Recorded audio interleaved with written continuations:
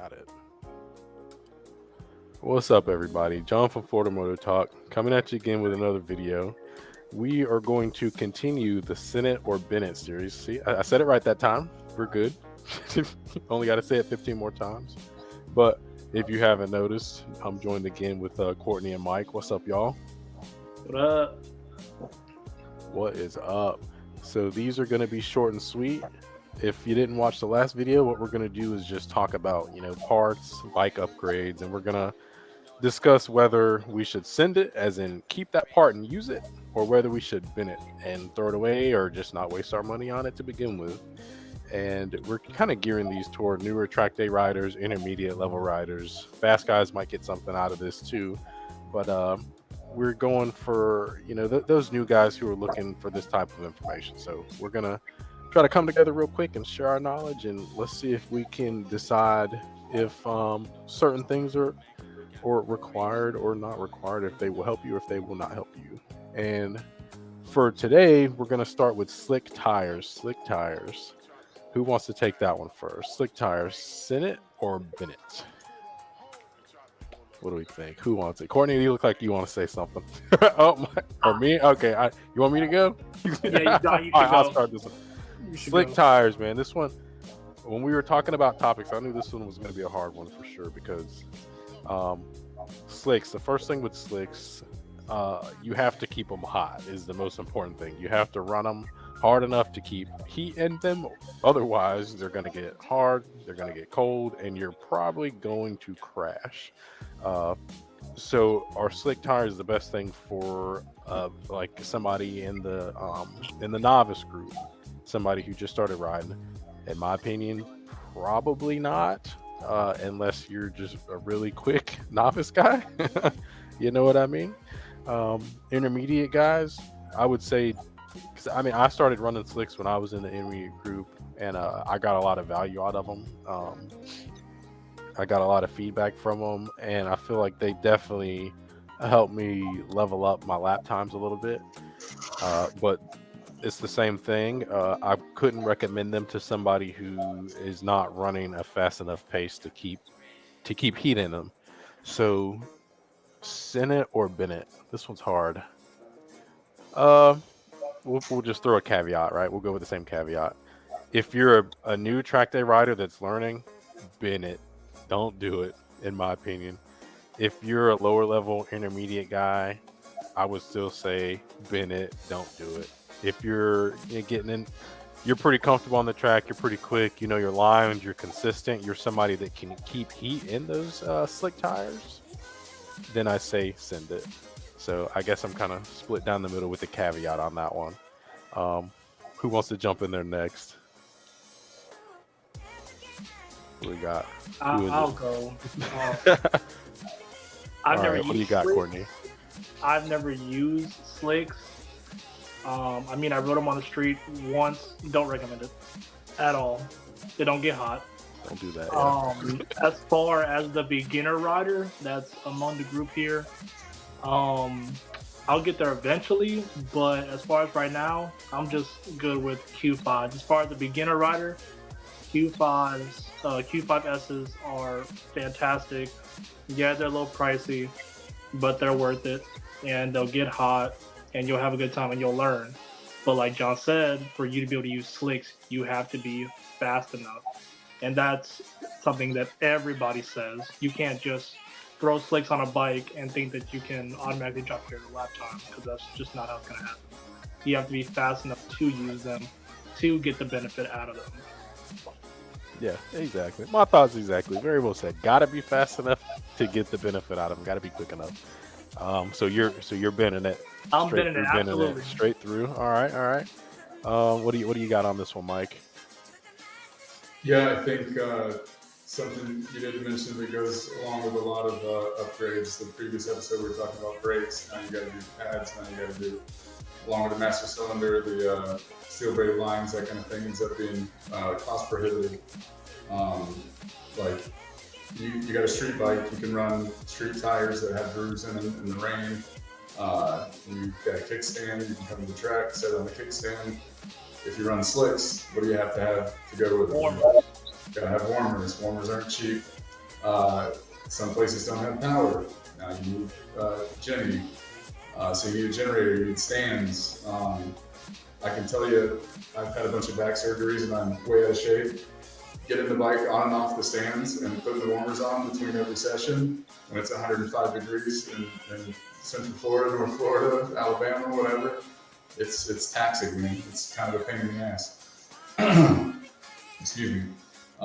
So it's cost prohibitive, and like I didn't do a track day for like 9 years. Prior to that, the slicks were worlds above, what you could get out of a DOT tire, like S22s or the Q5s, that kind of thing. Nowadays, like those things will go through a million heat cycles, stick like crazy. Like you can run well into advanced if you're a good rider. And got the fundamentals down on those quite safely. Would you be faster on slicks? Like absolutely, but not something you need day one, especially with the cost of it. You could buy more street tires that you can have dual purpose with, save the money from stands and warmers and generators and all that stuff, and do more track days and more training, coaching, whatever it is. So I say Bennett for up to, like a mid-level intermediate rider. Super quick story that made a really huge point with me. Excuse me. Whenever I ran my, I don't know, I think I had probably just gotten bumped into intermediate, and I had a really good mentor that was, I think it was his first year racing Wira. He had won like novice 600, 750, 1,000, all on like a clapped out old R6. And so I was like, man, I think I should flip this tire, get a new tire. And I did not have the money, shouldn't have been doing it anyways. And I was stressing out about it because it slipped a little bit while I was coming out of a turn or whatever.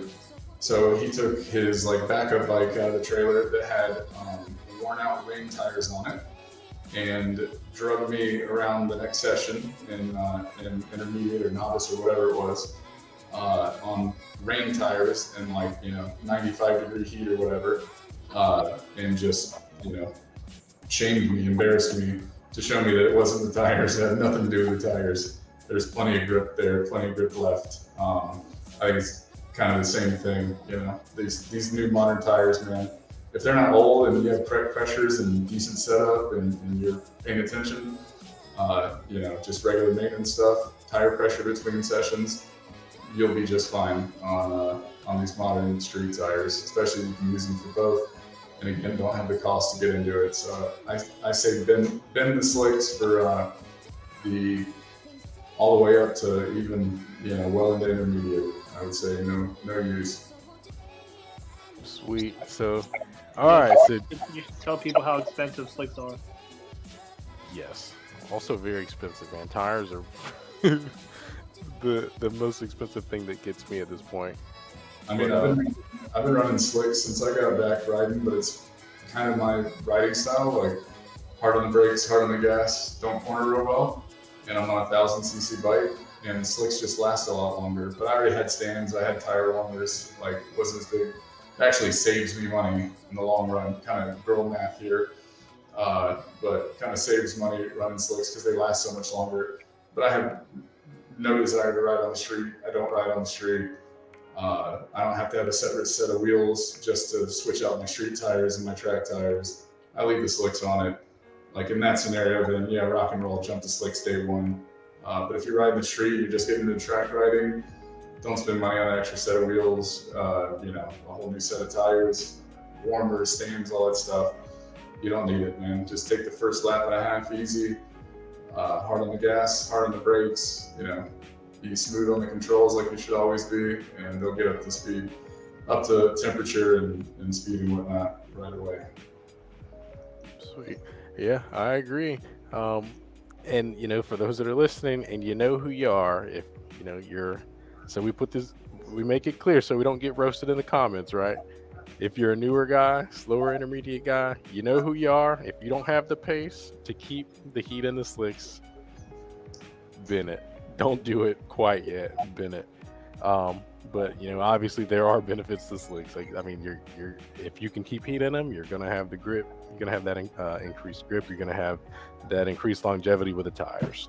But Yeah, just so we're clear, slower guys, you know who you are. You don't need slicks yet. Go with the DOTs. They're gonna do you well. They're gonna be super grippy. They're gonna heat up quick. Don't have to worry about all the extra nonsense that comes with slicks. So, man, so we're unanimous with the slicks, huh, Bennett? Bennett. Throw it Bennett. away. All right. And let's hop into the last one for today. Lap timers. Lap timers. Send it or Bennett? Who wants to take that one first? What do you think? Lap timers. Courtney, I'd like to hear your perspective. Man, do you have a lap timer? What do you think, Courtney? I actually just recently picked one up. I got a race box. So it's not one that I can see like what is it? Aim Solo has one, and there's another brand I've seen.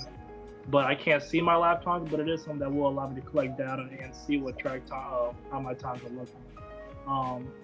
I say send it. I think it's worth it, especially ones that tell you telemetry and tell you how you're exiting the corners and your speed going through a corner. I think they're absolutely because not only are you just learning by being on the track and getting your skills good on the track, you can also start to pinpoint sectors on the track. Really where you want to work on getting better, getting faster. Maybe you want to go in a lot faster and just and lightly throttle out, or maybe you just want to brake a lot harder and then just go clean through it. Send it. If you can afford it, send it. Go for it every time. All right. We got one for send it. What do you want to go next, Mike? Sure, why not? I wholeheartedly agree with Courtney. I definitely I nerd out on the off-track stuff. I mean, how many times a year can any of us really afford to be at the track, whether it's time, money, family, all the above? It's cool to have something like, I don't want it to be a race box commercial, but I've got the same thing. And it's cool to have something to review, and not just the time, but sectors, like you said, lean angle. I would love, and I'm sure that's kind of my next step in what to spend money on the track, like telemetry. I would love to see what, I don't care about suspension and all that quite yet, but what percentage of throttle I'm at, brake level pressure, that kind of stuff. Would be really cool. But race box, the actual standalone unit, is pretty neat stuff. A lot of information you can get. Everybody's got GoPros on their bike now. You can always just hit pause when you hit the start finish. But it's cool to have something like that that's active in front of you, so you can see lap after lap. But I can tell you my warm-up sessions when I turn it on, like first session, haven't ridden in 3 months. I think I'm just chilling, like taking it easy. It ends up being one of the fastest laps the whole time if I don't have traffic or whatever. And just because you're pushing and you feel like you're going for a fast time doesn't mean you are. It quite often means the opposite. When you're hustling, it's cool to have that reference point. It's kind of like anything. Like, how do you measure that you're getting better? And for me, like doing track days is like smiles per hour. As cheesy as that sounds, more than bragging about lap times or whatever. It's just having a good time, challenging yourself, getting better. Well, there's really no barometer for that other than a lap timer. And I say send it. I love them. And again, things like Racebox, where you have telemetry and exactly where you're at on the track, you can lay over, one lap, fastest lap from some other session or another day to your current session. Very cool to see, Saturday night after a day of the track before you go back the next day, so you kind of know what you're working on and where you're failing and where you got time to gain. So I vote for send it. All right, that's 2 for send it, and then there's me with So the first lap timer I ever got, it was just one that I found on Amazon, like one of the old like infrared ones where you have to go sit the box at start finish. And I ran that thing for years, and I've only just within the past like 2 years upgraded to the AIM Solo, which gets the telemetry and gives you just all sorts of crazy details that you can go back and review. But if we're still talking about, an unpopular opinion is incoming, but if we're still talking about the novice rider, the lower intermediate guys, I think that the lap timer will probably be more of a distraction than anything. Because I remember, I mean, it was for me for sure. Like once I started chasing times, I kind of started to focus on that, and I feel like it kind of slowed my growth a little bit because then I'm thinking in my mind like, hey, I'm just gonna push. I'm gonna push. I'm gonna try to get here at this time, and it really messed me up when I was newer, for sure. So I'm always preaching about like limiting distractions and things like that. So I feel like as you're learning to track ride, I think while the telemetry data is great, where you can get the overlays and look at your lines and all that, it's great. But at that level, I don't know how helpful it will be at that level as you're learning. And because of that, I'm going to say Bennett. I got to go against the grain on this one and say Bennett. If you're a newer guy getting into it, Bennett, I don't think you need it. Yeah, I mean, yeah, as a fresh new rider, yeah. Honestly, I don't know if you guys have had a chance to look at these new ZX6Rs and ZX10Rs, but they are coming with time displays built into it. Like I know on my Honda, I have a circuit setting where I can actually make the speed small and actually keep time and have a button on my left control that will actually keep time for me. And lap timers maybe going away if all of the manufacturers are starting to go to the lap timers built into the bike. Agreed. Yeah, I've got that in my new Yamaha. It's got a built-in lap timer. But like you said, again, not to make it a Racebox commercial, uh, I really don't look at it at track and go like, oh, I ran a 27.8 and this lap I'm gonna push a little harder or something, or there's lights telling me that I'm a little slower or 10th faster or whatever. It's just something that it's gathering the data like real time that you can go look at after the fact off the track, which I think how much better I got and how I would say not just in like outright speed or lap time, but from having like 9 years off and just getting older and more mature and like research and stuff like that. Like a lot of things clicked for me that never clicked for me on track, like in the moment while I was doing it. And the time away from track to have something to like actually reference and look at. I like having that, and Racebox is kind of perfect for that. It's on the back of the bike for me. I can't see it. It's not in my face. I don't even set up the lap timer on the Yamaha. And then as, obviously that night or that weekend or the weekend before the track, I can go look at times or where I was slow or where people are faster. You can share data between each other. So kind of best of both worlds. I do agree, John's a great point. Having that thing flashing in front of your face is kind of like taunting you to get moving, like look how slow you are, let's go. And as an earlier, stages rider, you don't want that, man. You want to be focusing on like one or two fundamental things that's going to carry you from where you're at now to where you want to be. And the lap time is not that important. I mean, how many times have we seen somebody that I'm like, oh, they run faster than me, but God, they're about to crash every single turn, everything, like they're doing everything fundamentally wrong, but their lap time's faster than mine. Like, it doesn't mean anything, but that's someone that's probably doing what you're saying, John and Courtney, that they just focus on that timer and trying to make it, make them happy rather than thinking about, not dying before they get to that next level or group or get into racing or whatever it is. Yeah, I mean, like that's just where I feel like there's so much at that level. There's better things to focus on instead of just chasing times, man. Work on your lines, work on your braking, work on body position. Chase it like time and the speed will come. Once you get your fundamentals down, you get comfortable. The speed will come, but don't sacrifice that processing power worrying about that. Sounds like you're about to switch up, Mike. Is that what's going on here? Are you still going with? Have you been persuaded? If we're framing it as if we're framing this novice group, I'll say Bennett and just buy a leader bike that already has a built-in like Orbeez. Yeah, just go drop the 18,000. Best of both worlds. Yeah. Go to Spend the dealer. and roll a built-in one. So perfect. You save $459. Girl math again. Yeah, it's perfect. Y'all know what girl math is, right? Like I can see a novice guy being like, should I get new tires? Should I get some Q5s? Yeah, or this yeah, lap timer has lights on it. yeah, exactly. Got flashing lights. And the purple No. like, Yeah, man. So what? So did you switch up, Mike, or are we still?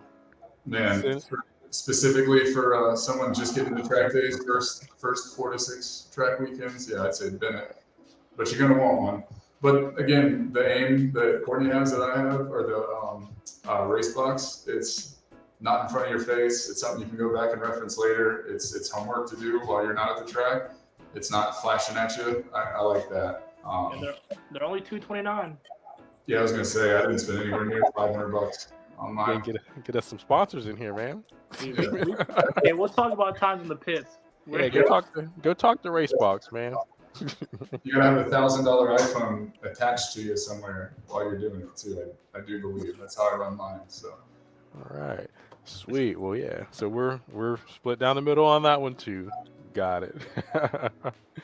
Got it. But slick tires, Bennett, lap timer, split down the middle. I guess kind of the same thing with the slicks, right? You know who you are. You know if you need it or if you don't need it at the end of the day. If you're newer, probably don't really need it. But sweet. Well, yeah, thanks y'all for hopping on the show again. Another good one. If anybody has any suggestions for other parts or anything that, any other topics that we can talk about that we can bring to the panel and see if we're going to send it or bin it. Gosh, dang it, tongue twister, man. Leave it in the comments and we'll hop on that too. But anybody else got anything else before we get out of here? love it, man. Thanks for having me. Sweet. Thanks for having me too, man. Don't forget Jennings Track Days. I think we're gonna be there, a couple of us, the 6th of October, the 18th of October, and the 19th of October and the 18th of November. 18th November, Monday. So yeah, if you're looking at some track days, hey, we're gonna be out there those days. So go ahead and lock it in, and hey, we can all get out there and kind of shred together. But hey, until then, we'll see you on the next one. See you. Peace.